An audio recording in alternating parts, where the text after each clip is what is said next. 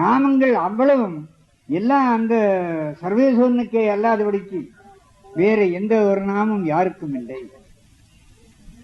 அப்போ ஒரு நாமத்தை வச்சாரு. அந்த நாமத்தை என்னடா இடையில் நமக்கு நாமம் வச்சாரு, அது எங்க, அந்த நாமம் எங்க இருக்குது அப்படின்னு நமக்கு அறிவு. அப்படி ஒருவர்களுக்கு வந்தாலும் கூட அடே நாமத்தை காண முடியுமா, சுமரியா அப்படியெல்லாம் சொல்லாதரா, சுமரா, ஆமா நாமத்தை காங்கிறதா, அதெல்லாம் இல்லடா அப்படின்னு ஓங்கி அடிச்சு விடுவார்.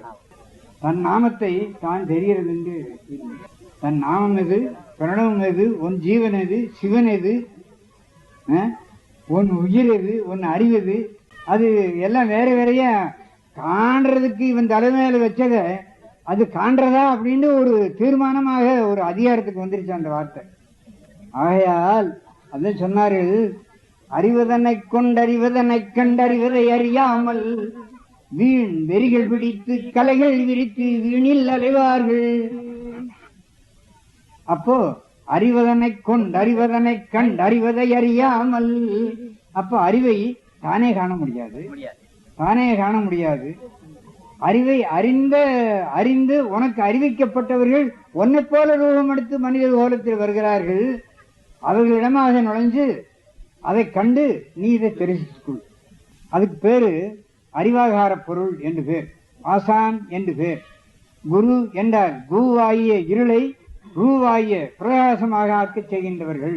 உன்னுடைய இருதயம் இருளாயிருக்குகிறது, அந்த இருளை மாற்றி பிரகாசமாக செய்கின்றவர்கள் குரு என்று பேர்.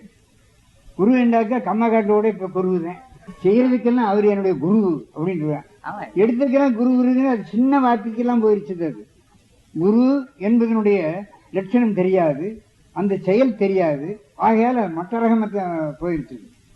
குரு என்றால் உன்னுடைய இருதயமானது உனக்கு தெரியாது, என்ன கரணம் போட்டு படிச்சாலும் முடியாது, என்ன யோகம் பண்ணாலும் சரியே, என்ன பிராக்டிஸ் பண்ணாலும் சரியே, என்னென்ன நீ வழக்கம் பண்ணாலும் சரியே, நடக்கவே நடக்காது அந்த ஒரு வேலை. பிரம்ம வித்தையோ அப்படின்னு சொல்றார்களே, அதுதான். அது அறியறதா இல்லை, இன்னொருவர்களை கொண்டுதான் அறிய வேண்டும். தன்னுடைய இருதயமாம் பிரகாசமாக வேண்டும். எல்லா மதங்களையும் பாருங்க, எல்லாம் அதுக்குள்ளாரே அந்த ஒரே வார்த்தைக்குள்ளார வரும். இப்போ